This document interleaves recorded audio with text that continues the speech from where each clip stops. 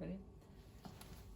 Hello! Are you, like us, very sad that you can't hang out with your workmates and you haven't done any fun for like really long time? Well, then Kiosk has you covered, because you can just create a Dropbox folder using the Dropbox template with all the photos when you were like having some fun and jokes, and then you can have it on your wall.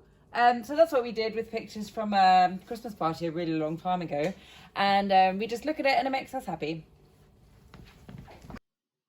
And this is how you do it. You just select Dropbox from templates, then you're connecting your Dropbox account to Kiosk.